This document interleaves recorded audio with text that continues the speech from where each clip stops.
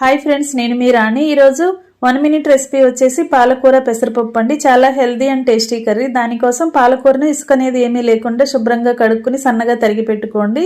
ఒక గిన్నెలో అరకప్పు పెసరపప్పు వేసుకుని అరగంట క్రితం నానబెట్టుకోండి. నానిన పెసరపప్పుని బాగా వాటర్తో కడుక్కుని తగినన్ని వాటర్ పోసుకుని ఈ గిన్నెను స్టవ్ మీద పెట్టుకుని ఉడికించుకోండి. ఉడుకుతున్నప్పుడు పలుకులుగానే ఉండాలండి, ముద్దపప్పులాగా అస్సలు ఉడకకూడదు. ఇప్పుడు స్టవ్ ఆన్ చేసుకుని కళాయి పెట్టుకుని కర్రీకి సరిపడా ఆయిల్ వేసుకోండి. ఆయిల్ కాగిన తర్వాత ఉల్లిపాయ పచ్చిమిర్చి బాగా ఫ్రై చేసుకుని దానిలోనే పాలకూరని వేసుకుని 1/2 టీ స్పూన్ సాల్ట్ వేసుకుని బాగా మగ్గించుకోండి. వాటర్ అన్ని రిలీజ్ అయి ఉడికిన తర్వాత తగినంత కారం వేసుకుని ఉడికించుకుని పెట్టుకున్న పెసరపప్పును కూడా వేసుకుని బాగా ఫ్రై చేసుకోండి. కర్రీలో వాటర్ అనేవి ఏమీ లేకుండా చక్కగా ఫ్రై అవ్వాలండి. అలా తర్వాత స్టవ్ ఆన్ చేసుకుని గిన్నె పెట్టుకుని ఆయిల్ పోసుకుని పోపు దినుసులన్నీ వేసుకోండి. ఇలా ఫ్రై అయిన పోపుని కర్రీలో కలిపేసుకుని సర్వ్ చేసుకోండి.